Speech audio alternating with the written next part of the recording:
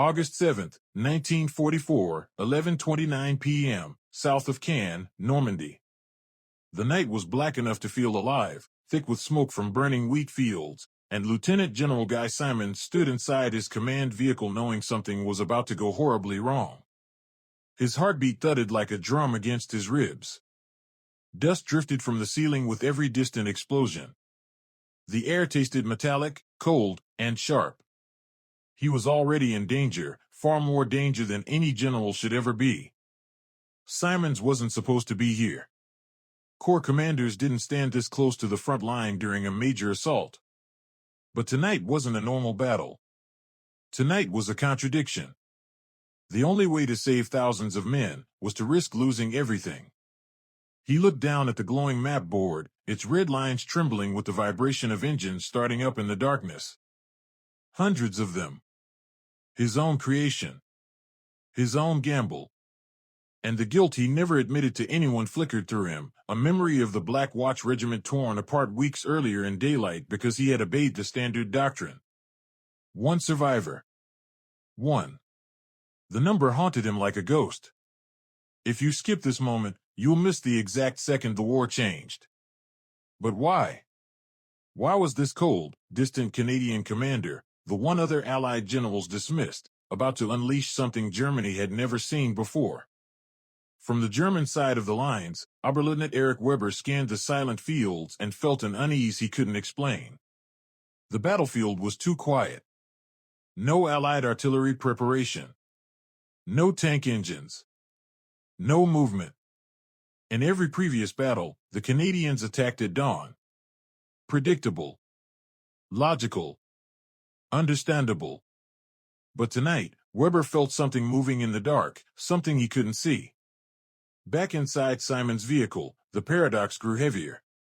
He was terrified of failing, but even more terrified of doing things the old way again.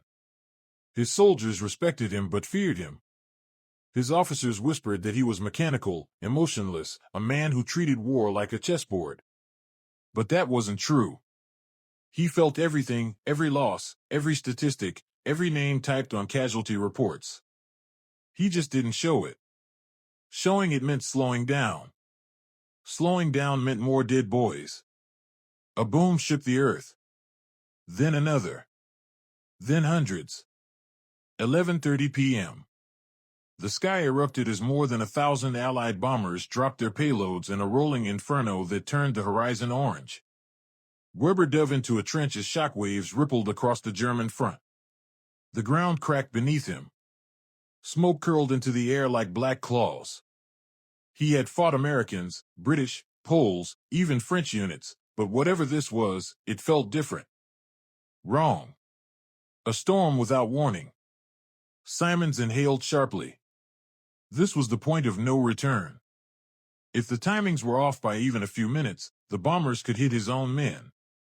If one armored column drifted too far in the dark, it could collide with another. If radio beacons failed, the entire operation would dissolve into chaos.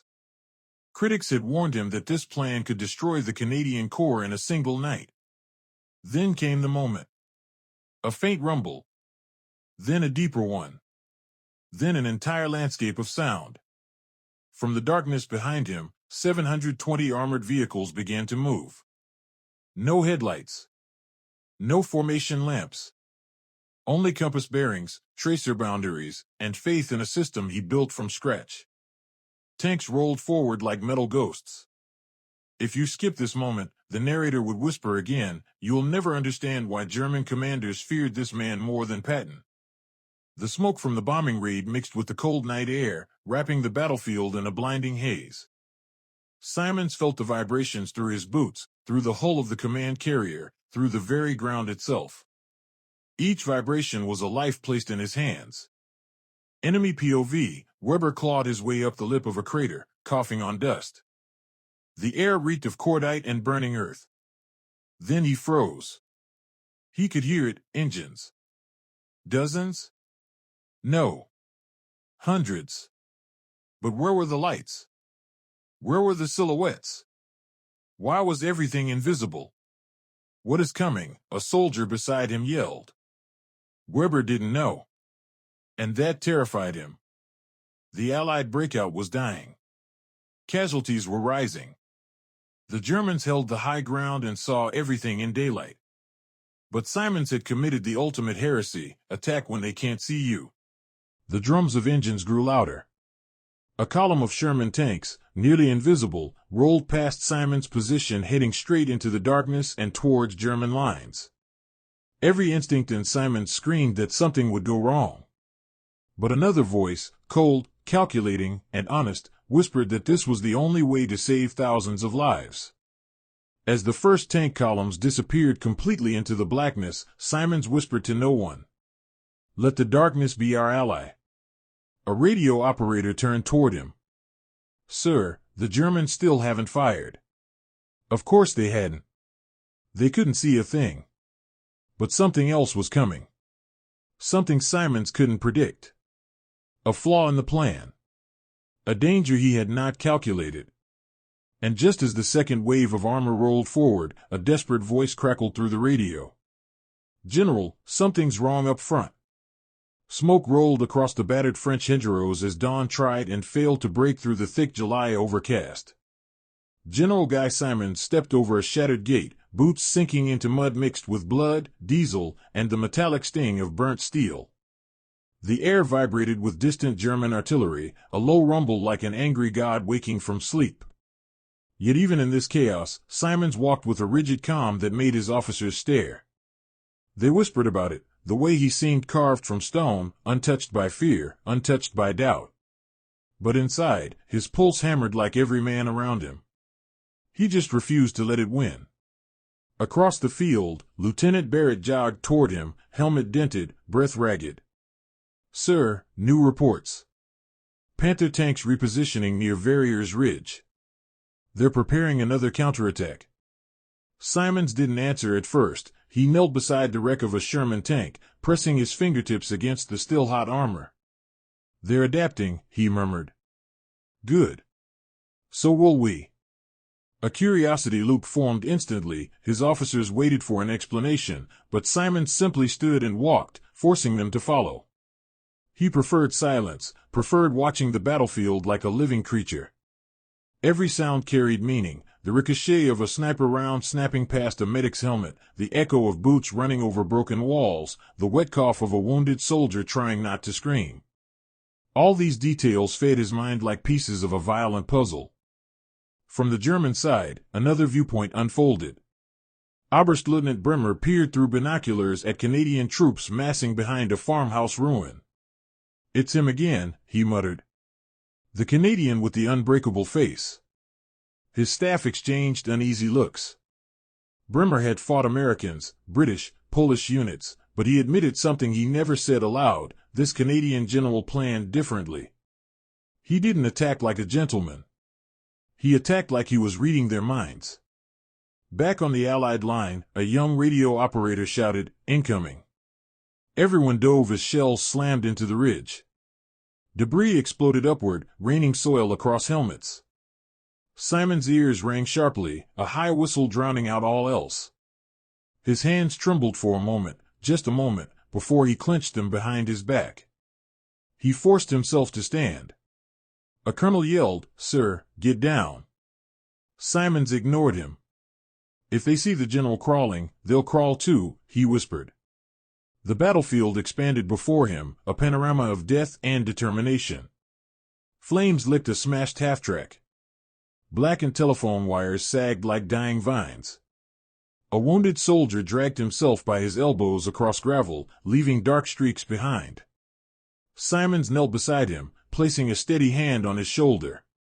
"Hold on, son. Reinforcements are coming."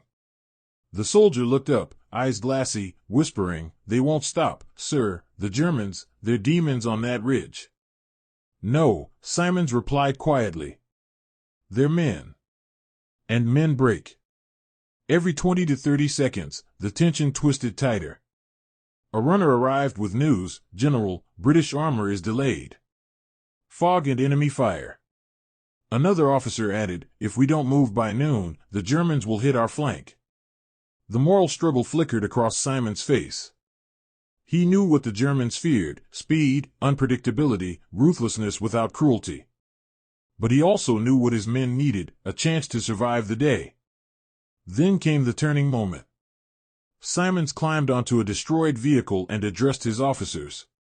"We attack the ridge in waves," he ordered. "Not as one unit, 3 converging blades. First wave draws fire. Second crushes their left. Third takes the summit." Shock rippled through them. "Sir, the casualty risk." Simons cut him off sharply. "The risk of hesitation is worse." Narrator POV slipped in. This was the contradiction of Guy Simons. Cold and planning, but burning inside with responsibility. Calculating, but never distant. He carried every loss like a secret scar, yet projected a steel that others borrowed as courage. Enemy POV again. Brimmer watched the Canadian formation shifting with uncanny coordination. "He's changing the attack pattern," he said. "He always does. No predictability. No weakness. How does he think so quickly?" His adjutant replied nervously, "Sir, permission to pull back reserves?" Brimmer hesitated. "If we yield the ridge today, we lose the line. But if we stay," he didn't finish the sentence. As noon approached, the skies darkened unnaturally. Smoke from both armies blotted out the sun until day looked like dusk. The first Canadian wave advanced through the haze, silhouettes emerging like ghosts. Machine gun fire erupted. Men fell. Others sprinted forward, boots sliding in mud, rifles trembling in tight fists. The ground shook with another barrage. Simons watched without blinking, every heartbeat echoing like a slow drum. His mind ran calculations, reactions, counter-reactions. He saw patterns where others saw chaos. A shell landed close, too close. The shockwave hurled an officer into Simons, knocking them both to the ground. Dirt filled his mouth. His ears screamed. For a second he saw only darkness. A memory flickered, his first command, bodies on a field in Italy, the crushing guilt afterward. But he forced it back, spitting mud, rising again. The second wave surged. Simons issued rapid orders. "Redirect the left platoon. Push armor through that gap.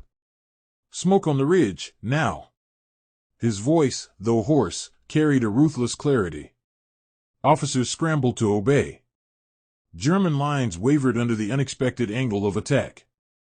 Brimmer stared, wide-eyed. "He's turning the flank, again? How did he see that weakness?" Another officer shouted, "Our machine gun nest is gone. Canadians advancing fast." Brimmer slammed his fist against an ammo crate. "He's reading us like a map." Canadian troops stormed the lower ridge. Gunfire cracked. Blood splattered stone. The third wave prepared to launch, the decisive blade. Simons felt his heartbeat rising again, but he welcomed it. Danger sharpened him. Then a runner approached, breathless. "General, we received intercepted intel. The Germans are preparing something bigger. A counterstrike from the woods behind the ridge. Tanks, a lot of them." Simons froze. A new threat. A hidden force. A collision he hadn't calculated. The stakes spiked in an instant. He turned slowly toward the tree line as the sound of engines began to grow, a thunder approaching through the darkness. And then, out of the smoke, the first enemy tank appeared. Engines roared like thunder rolling through the dark woods, shaking the earth beneath every Canadian boot. General Guy Simons stood at the forward line, wind cutting across his face, the smell of diesel and burning earth filling his lungs. The enemy tanks were coming fast. And this was the moment where a man either broke or became something greater than fear itself. "Countdown starts now," Simons whispered. 3 minutes until impact. Maximum danger. Every heartbeat punched against his ribs. He knew that if the Germans broke through this flank, the entire Allied assault would unravel. The ridge would fall. The campaign would stall. And hundreds of his men would never see another sunrise. A runner shouted, "General, they're moving in wedge formation." Another added, voice cracking, "We can't withstand a direct hit." Simons didn't flinch. "We're not taking the hit," he said. "We're redirecting it."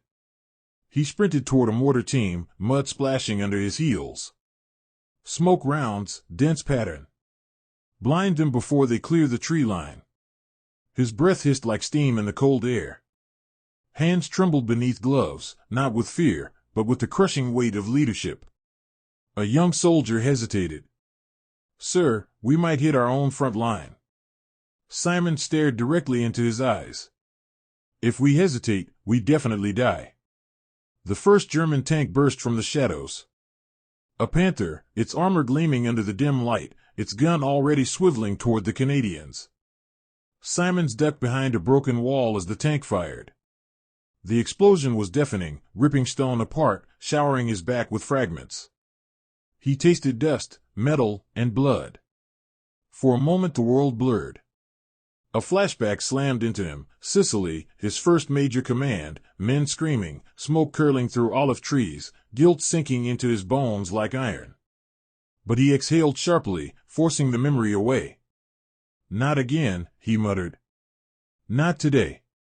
POV shift, German Commander Bremer watched through periscope lenses. "There he is," he growled. "The Canadian ghost." He expected Simons to retreat, to hide, to crack under pressure like so many others. But the general didn't. Instead, Simons moved closer, toward the incoming tanks. Bremer felt an unsettling chill. "Why does he advance?" Another German gunner said, "Sir, he's insane." "No," Bremer replied quietly. "He's calculating." Simons barked orders. "Artillery, fire on coordinates 27 Delta. Infantry, sweep left. Armor, wait for my signal." The battlefield erupted into chaos. Smoke grenades launched upward, creating thick white clouds that swallowed the tanks. Engines snarled. Metal tracks ground against shattered stone. Canadian troops advanced through fog, silhouettes appearing and disappearing like ghosts. The moral struggle inside Simons tightened. Every command risked lives. Every decision carved deeper into his conscience. But he kept going. He had to, because stopping meant losing everything. A shell detonated near him, hurling a corporal backward. Simons grabbed the soldier, dragging him to cover. "Stay with me," he shouted. The corporal coughed blood. "Sir, why do you always go forward?" Simons paused, breath heavy. "Because if I don't, who will?" The climax surged. Tanks pressed deeper into the smoke, unaware they'd wandered into a deadly trap. Simons raised his fist, signal for the final maneuver. "Now," he roared. Anti-tank teams fired. PIAT rounds streaked through the haze. Explosions shattered the silence. Panthers burst into flames, metal shrieking as fire consumed them. German infantry scrambled, shouting orders lost in smoke. Bremer watched in horror. He predicted our counterattack before we launched it. Canadian troops surged like a rising tide, pushing the Germans uphill. The ridge trembled under artillery and desperate shouts. Simons felt the transformation happening inside him, not into a hero, not into a legend, but into a man who finally understood why fear followed him. It wasn't because he felt nothing. It was because he felt too much and turned that weight into strategy, into action, into survival. The final tank exploded, lighting the ridge in blinding orange. Silence fell, brief, fragile, unreal. Then cheers erupted across the battlefield. The Canadians had done the impossible. They held the line. They broke the ridge. They shattered the German counterstrike that should have crushed them. But the mystery from Part 1 still lingered. Why did German commanders fear Simons more than any American general? The answer rose from the smoke, because he never fought the war they expected. He didn't follow patterns. He didn't rely on strength alone. He fought with a mind sharper than any blade, unpredictable, relentless, cold in calculation yet burning with duty. He turned chaos into a weapon. And the Germans knew, against a man like that, No textbook tactic could save them. Simons looked across the smoking ridge, chest rising slowly, exhaustion washing over him. "It's done," he whispered. "For now." Narrator POV closed in like fading light. They didn't know it yet, but Guy Simons' darkest trial was still ahead. Because a new order had just arrived, one that would pull him into an even deadlier battle than the ridge he'd just survived.